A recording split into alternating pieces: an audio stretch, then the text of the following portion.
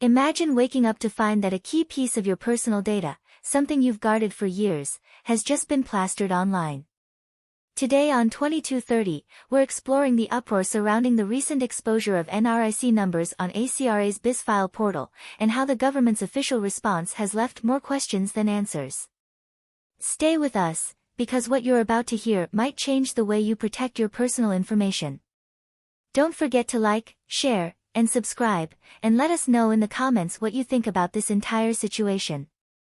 In a press conference on December 19, the government apologized for the anxiety caused by the accidental leak of NRICs, attributing the debacle to miscommunication between the Accounting and Corporate Regulatory Authority, ACRA, and the Ministry of Digital Development and Information, MDDI.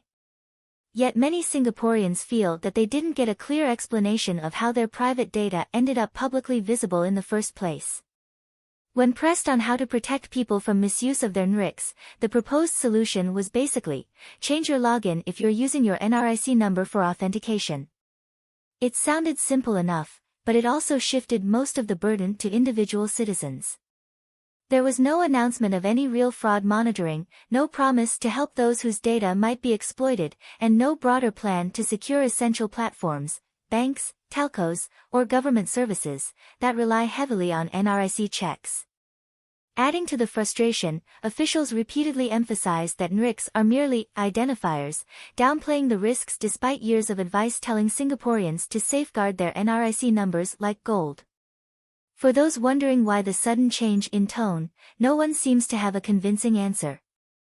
It's also puzzling that the press conference included little discussion of scams or fraud, especially since library systems, phone services, and all kinds of online accounts often allow access or verification with just an NRIC number.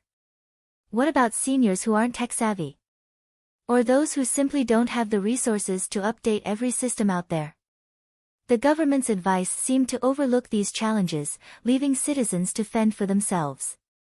So, what happens next? The government's stance is that the risk is low if you aren't using your NRIC as a login, but many worry that scammers and identity thieves could still find ways to exploit this information.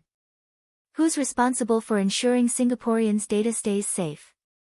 Is it each person's duty to double-check every login and platform, or should the government offer more robust protective measures?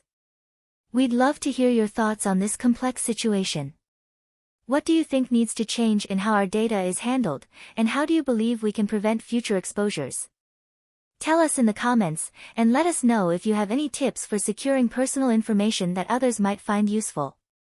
Also, don't forget to tap that like button, share this video to spread the word, and subscribe to 2230 for more in-depth coverage. After all, this issue isn't just about a few numbers on a portal, it's about trust, accountability, and ensuring that our personal information is treated with the seriousness it deserves. Here's a question for you. If our NRICs are simply identifiers, should organizations still be allowed to use them for access or authentication? Let us know below.